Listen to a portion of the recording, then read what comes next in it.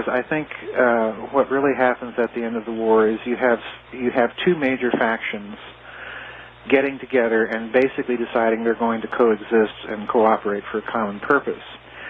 But, the closer that they get to their goal, ultimately, human nature being what it is, they will ultimately call an end to that détente, and one or the other of these various factions is going to try and become the dominant one. Yeah. So, it's to me, it's a program that ultimately is going to fail because of just the inherent problems within it. They cannot, try as they might, they cannot stamp out human nature, for one thing, and for the other, they cannot stamp out the various cultures that have arisen with all that much ease. They can kind of paper over them and try and stamp these things out by fiat and by law, but ultimately those things, as previous empires have shown, ultimately prove futile as well. So, I take issue because I think what we're looking at now in the last decade or so is the gradual breaking down of that post-war détente, as I like to call it, and these factions are increasingly showing signs that they're battling each other quietly and surreptitiously under the surface. What you have at the top is basically a agreed upon goal and a basically agreed upon method. The goal is world domination, to make a kind of world government that it basically is a kind of world company, and then thereby to circumvent all the political safeguards that various nations have for the rights and well-being of their people. Okay, because in a corporate situation, you're simply an employee, a wage slave. Yeah. So you don't have to be concerned about rights and so on and so forth. So I think that's the ultimate goal. And they're agreed upon the basic method, and the method is simply to so intertwine national economies into private hands, especially the money and credit-creating power, that they can, with patience and enough time, eventually put themselves into that position. Okay, that's what they're all agreed upon. But by the nature of the case, you are dealing with areas of the world that have different resources, that have different cultures, and therefore styles and mechanisms and methods of exchange. You have different needs that those cultures perforce inevitably place on you, and so on and so forth. Right. So as a result of that, any factions coming to the table, to this global conspirators' table, with their own sort of national or regional interests in play, are going inevitably to create conflicts with other factions. This is my point. And after World War II, you had essentially two major factions that came to that conspirators' table. You had the Europeans, you had the North Americans. And they struck a détente, okay, that we're going to cooperate for everybody's benefit here. And the big threat, of course, that they were cooperating for was precisely the Soviet Union, that was not a part of this, a part of this game. To me, increasingly, it looks very dubious as to the real outcome of World War II. It's just like, well, Germany couldn't go any further, but so that certainly closed down that side of the war, and then finally the Japanese surrendered, and that shut down the other side. But the ideology and the organization that spawned it all, as I try and make I think, a fairly convincing case in the Nazi International, that more or less survived. Yeah, that's my point. We are seeing, and to tie it back into my remarks on the détente, that's what we're seeing in terms of what I mean by this breakdown. Granted, you have fascists at the top, but there are North American fascists and European fascists, and the struggle now is for who is going to be the dominant player, so to speak. What we're seeing now is just evil beyond anything, and I don't think we've seen the end of it, unfortunately. Yes, it has been going on for thousands of years. Why is it that the people never catch on? Well, the problem is always that at least in this country and Canada to a lesser extent, we have been so taught from the day that we first enter elementary school to, the present, that any idea of a conspiracy of anything, it's hard enough to sell people on just JFK. Yeah. But, to reach out and encompass other matters, the assassination of President Lincoln, the collapse of the Bank of Credit and Commerce International back in the late 80s and so on, to get them to think beyond what they're told on TV and to question. My point is that we in this culture and in North America have just been kind of ingrained to have it, to have the idea that, conspiracies of this magnitude are impossible to pull off, and they never happen, it's just a bunch of hokum. Well, part of it, is people are, for the most part, they also just simply want their security. Even if they are inclined to believe things, then they don't want to do anything about it, So they better not look because they might have to.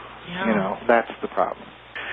So in this country, what we have is not only the quote-unquote two political parties with their, district and local leaders and so on and so forth, but more importantly, you have all these foundations and study groups, the Council on Foreign Relations and the Trilateral Group and all these Rockefeller cabals and so on and so forth. Well, essentially, if you look at some of their structure, they kind of overlap in some instances.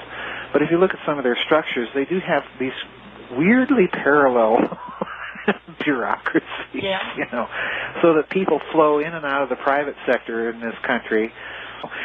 And to me, this is part of the other reason that people in this country are. It's not that they don't believe these things; it's just they're so cynical they don't know what to do about it. And you can't really blame them. But behind the scenes, you have all of these conversations between Joseph Stalin and Harry Hopkins and Churchill and Truman taking place, and even these as I reduplicate in the book, these communications between Truman and Justice Jackson, to investigate the existence of Martin Bormann in South America, through the FBI. And to me, that's a dead giveaway right there that they know something is wrong, because Truman has already signed the National Security Act into law when that request comes from Justice Jackson. And that law states that the CIA has jurisdiction in foreign intelligence matters. And the FBI basically is to take over counterintelligence inside this country.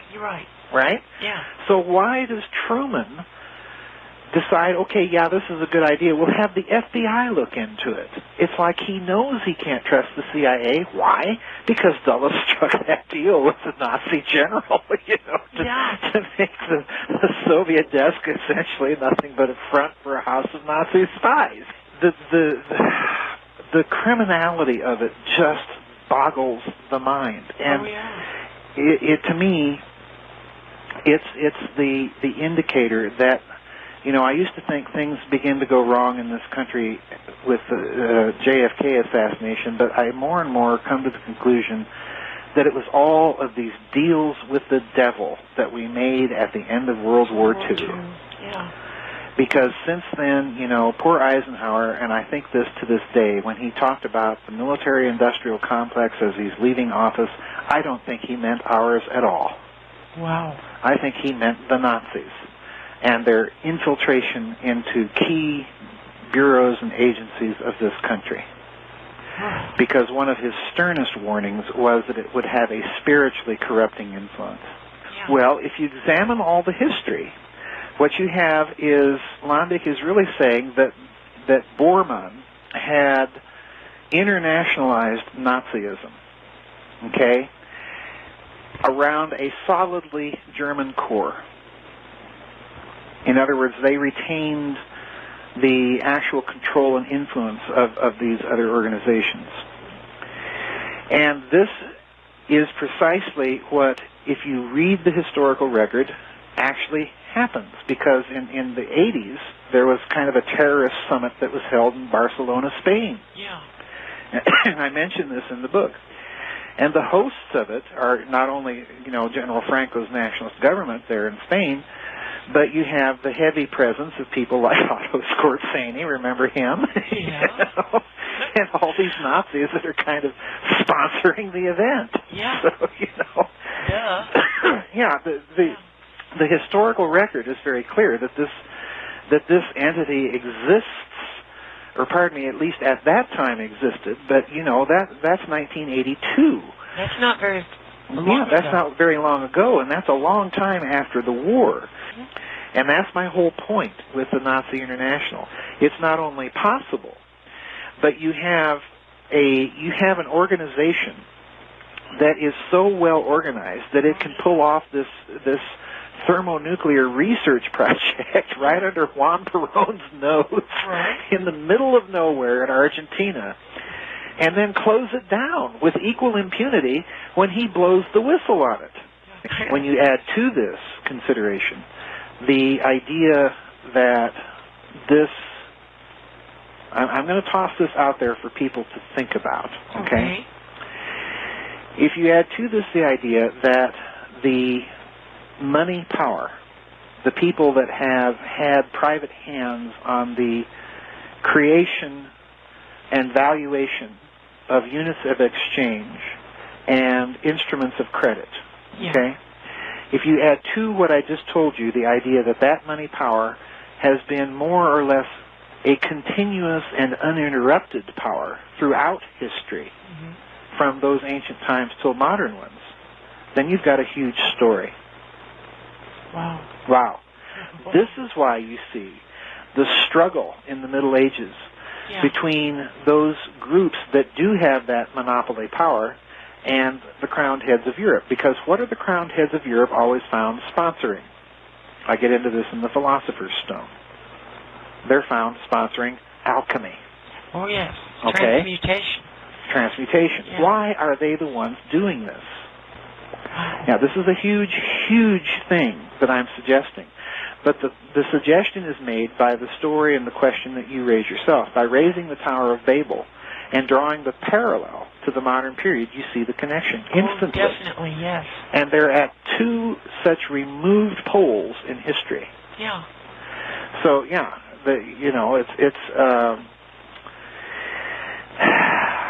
it's a huge story, and everyone I suspect senses only the modern part of it. But there's a medieval part and there's a classical part. There is the other side of this story. If you take those Middle Eastern texts seriously, and this is part of that component of Nazi belief that is so peculiar, to bring it to modern times and to make it relevant here. If you take those ancient texts seriously, particularly the ones from Mesopotamia, they are all full of the idea that at some point in the mists of human prehistory, the original human stock and a stock from elsewhere, let's just put it that way, but clearly off-planet, became mixed.